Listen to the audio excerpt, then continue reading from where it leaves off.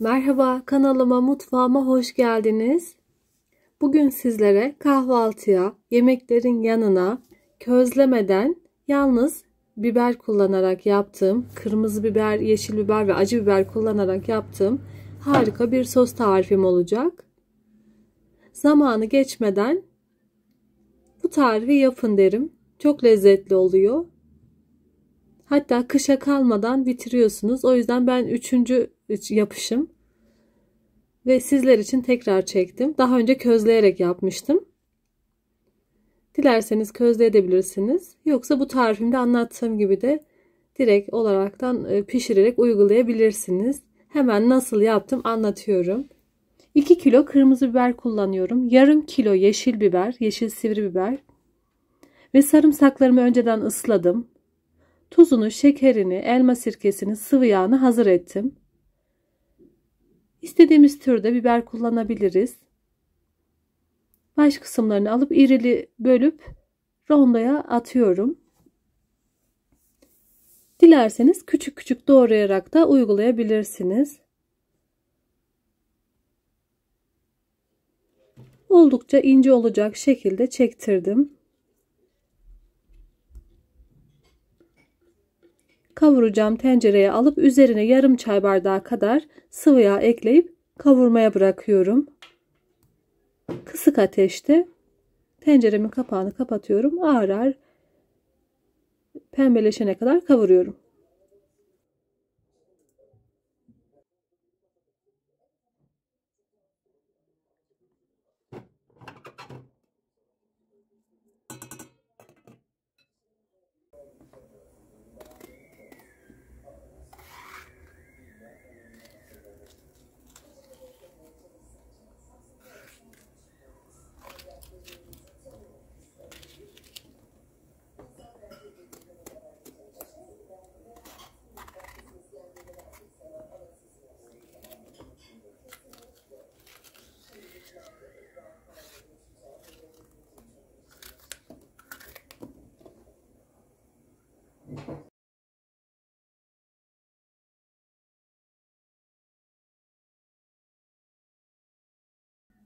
Biberlerimi de çekirdeklerinden ayırıp iri iri doğrayıp rondodan yine ince olacak şekilde çektirdim.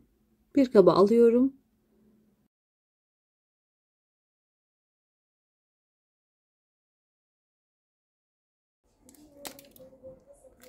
Acı çok yakışıyor. Çok az da olsa eklemenizi tavsiye ederim.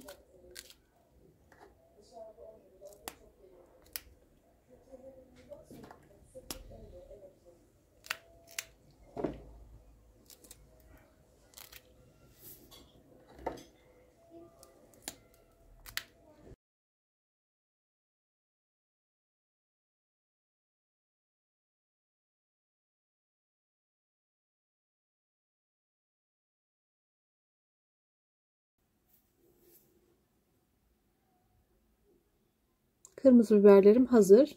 Bu arada ocaktaki yeşil biberim de pembeleşti, kavruldu. Ve birbiriyle buluşturuyorum. Yüksek ateşte ocağımı açıp 40 dakika kadar pişiriyorum. Kaynadıktan sonra orta ateşe alabilirsiniz. 40-45 dakika arası yeterli oluyor.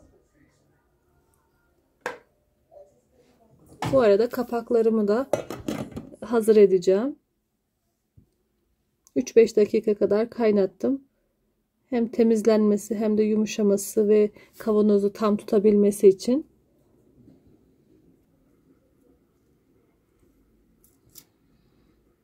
Bir baş sarımsağımızı da ıslamıştık önceden. Kabuklarını soyup onu da hazır ediyoruz. Nasıl kolay soyulduğunu da göstermek istedim sizlere bir sefer. Ve bir ezici yardımıyla ezip sarımsağımı da hazır ediyorum. Rendeleyebiliriz ya da küçük küçük doğrayabiliriz. Tercihe bağlı. Ben biraz sarımsağını fazla koyduğum için çok belirgin oldu. Çok fazla koymamanızı tavsiye ederim. 7-8 diş yeterli olur.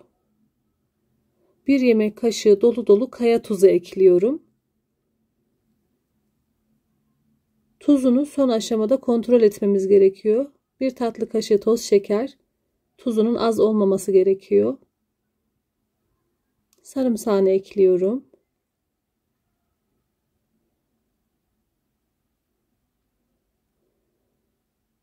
Bir çay bardağından bir parmak eksik elma sirkesi ekliyorum. Sirke eklemeseniz de olur.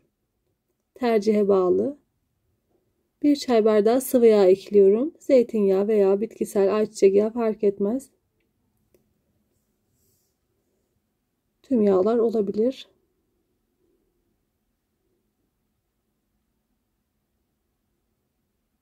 Bu şekilde ocağa alıp 5 dakika kadar daha pişireceğim. Sonrasında sıcağı ile kavanozlarıma dolduruyorum. Kavanozlarımızın temizliği önemli. Temizleyip kurulamamız gerekiyor.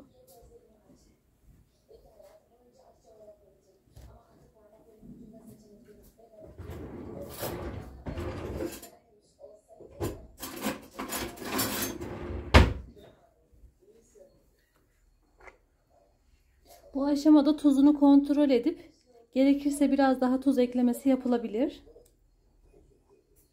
Ben tuzunu bir kontrol edeceğim şimdi. Tuzu biraz eksik gibi geldi bana. 1 tatlı kaşığı kadar daha kaya tuzu ekliyorum dolu dolu.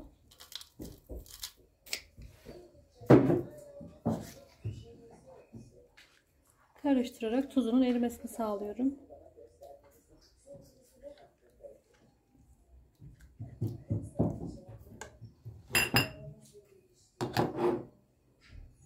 Bir aparat yardımıyla kavanozlarıma dolduruyorum.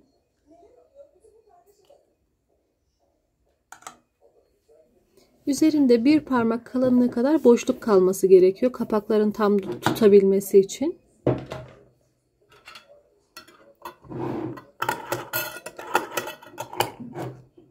Üç geri bir ileri yöntemiyle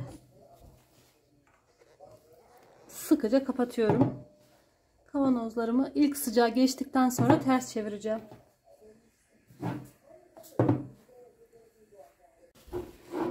Bir peçete yardımıyla kenarını siliyoruz.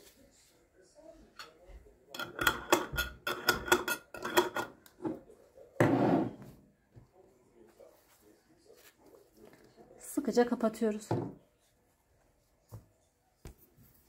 İlk sıcağı geçtikten sonra ters çeviriyorum. Gerekirse bir gece birkaç saat bekletebiliriz. Kapakları kontrol etmek için yapıyoruz bu işlemi. Herhangi bir sızdırma var mı ya da kapak tutmama sorunu var mı? Kapaklarda şişme, sızdırma bir sorun yoksa karanlık, ışık görmeyen serin bir ortamda kış boyu saklayabiliriz. Açtıktan sonra buzdolabında muhafaza etmemiz gerekiyor. Bu kadar lezzetli bir sos olunca bir kısmını da ayırdım yemek için. Çok beğeneceğiniz bir lezzet olacak. Denemenizi kesinlikle öneriyorum. Denerseniz sonucu bana yorumlardan yazarsanız çok sevinirim. Umarım dener ve beğenirsiniz. Deneyecek olanlara kolay gelsin. Afiyet olsun. Yeni tariflerimde ve başka tariflerimde tekrar görüşmek üzere. Kendinize çok iyi bakın. Hoşça kalın. Sevgiyle kalın.